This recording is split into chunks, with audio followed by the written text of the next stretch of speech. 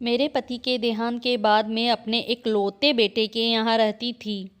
मेरी बहू का एक अलग ही रूप देखने को मिला, साथ ही बेटे का भी। दोनों के मन में क्या है मैं अच्छे से जानती हूँ। वो चाहते हैं कि मैं वृद्धाश्रम चली जाऊँ। उनके जाने के बाद मुझे यह सब देखना और सुनना पड़ेगा, इसका मुझे अंदाज़ा भी नहीं था। पर मैं मान मार कर अपने बेटे और बहू की बातें सुनकर भी यहाँ रहती हूँ, क्योंकि मुझे मेरे पोते और पोती दिखाई देते हैं। उनकी झलक पाकर मुझे सुकून मिलता है।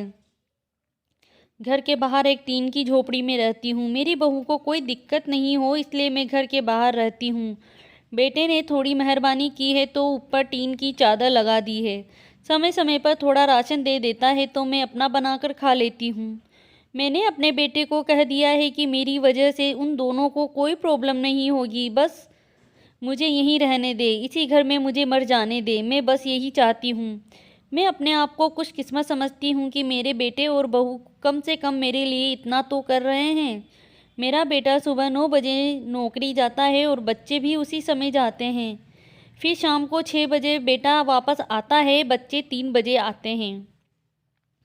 उन्हें आते जाते देखकर मुझे बहुत बड़ा सुकून मिलता है। मेरे पति के दोस्त थे, उनकी पत्नी का भी स्वर्गवास हो गया है। उस समय वो हमारे घर पर आया करते थे, उनसे हमारे अच्छे रिश्ते थे। उनका घर हमारे घर से थोड़ी दूर पर था। पैरों की समस्या हो गई थी, ठीक से चल भी नहीं पाते थे। वो बड़े दिनों बाद मेरे यहाँ आए। मुझे उन्हें देखकर अच्छा लगा, उनका हाल भी मेरी तरह ही था। बच्चे अब उनसे भी परेशान थे, आकर मेरे पास अपना दुखड़ा रोते थे और उन दिनों को याद करते थे। बुढ़ापा हम जैसों को बहुत रुलाता है। उनकी पत्नी का स्वर्गवास हो गया था और उन्हें चलने उठने में समस्या थी, इसलिए वो तो अपना खाना भी नहीं बना पाते थे। मेरे पास आए तो मैं समझ गई कि यह इतनी मुसीबत में चलकर पुराने दोस्तों के यहाँ चाय और खाने की चाह में ही जाते होंगे। उनकी भी अपनी मजबूरी थी। वो आए तो मैंने उनके लिए खाना बनाया और उन्हें खिलाया। मना कर रहे थे नहीं खाना, लेकिन मुझे पता था कि उन्हें भूख लगी है। मेरी बहू ने मुझे और उन्हें खाना खाते देख लिया। वो कुछ भी ना बोली, ऐसे ही वो वहाँ 2 से 3 बार आए। जब भी वो आते मैं उन्हें खाना खिलाती। फिर उसके जाने के बाद जब मेरा बेटा आया तो बहू कहती है कि तुम्हारी माँ कितनी बेशर्म है, पता नहीं किस किस को आजकल बुलाकर खाना खिलाती रहती है। बड़ी मुश्किल से कमाया जाता है और यह लुटाने में लगी है।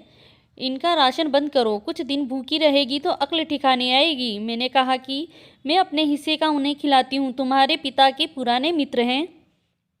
फिर भी बहू का उल्टा सीधा बोलना शुरू रहा। घर के बाहर रहकर इनको आज़ादी मिल गई है, पता क्यों नहीं क्या क्या करती है। बेटा भी बोला कि कुछ दिन भूखी ही रहने दो इन्हें। मुझे मेरे बेटे ने घर के पीछे सीढ़ी के पास ले जाकर बिठा दिया, कहा कि अब यहीं बैठो। मेरे तो अब आंसू भी सूख गए थे। अगले दिन मुझे खाना नहीं मिला। मेरे टीन के उस छोटे से कमरे को बहू ने तोड़ दिया। एक दिन पूरा भूखा रहने के बाद मैंने सोचा कि मैं गलत कर रही हूँ। मुझे अब अपने बेटे के यहाँ नहीं रहना चाहिए और शायद गलती भी मेरी ही है, मेरी ही परवरिश में कोई कमी रही है, तभी तो यह परिणाम आया। अगली सुबह मैंने अपने बेटे को कहा तो मुझे वृद्धा आश्रम छोड़ आ। अब मैं तुम दोनों को ज़्यादा परेशान नहीं करना चाहती। बहू ने कहा कि एक दिन भूखी रही तो अक्ल ठिकाने आ गई ना। बेटे के चेहरे पर भी अजीब सी खुशी थी। जल्दी से तैयार हो गया मुझे छोड़ने के लिए। बहू कह रही थी कि आज की छुट्टी ले लो, यहीं आसपास मत छोड़ आना, कहीं 3 दिन में वापस आ जाए तो। मैंने अपनी बहू से कहा कि बेटी चिंता मत कर, मैं अब नहीं आऊँगी। मैंने अपने पोता पोती को गले लगाया। मुझे पता था कि अब मैं मिलना नहीं हो पाएगा।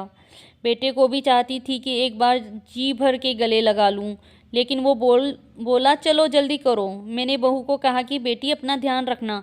मेरा बेटा मुझे छोड़ आया। वहाँ आकर मैंने देखा कि मेरी तरह कई थे। थोड़े दिन उदास रहते हैं, फिर सच को स्वीकार कर लेते हैं। मैं अब यहाँ खुश हूँ, कुछ काम भी करती हूँ। मैं चाहती हूँ कि ऐसा कहूँ कि ऐसा किसी के साथ ना हो, लेकिन ऐसा कब किसके साथ हो जाए कोई बता नहीं सकता।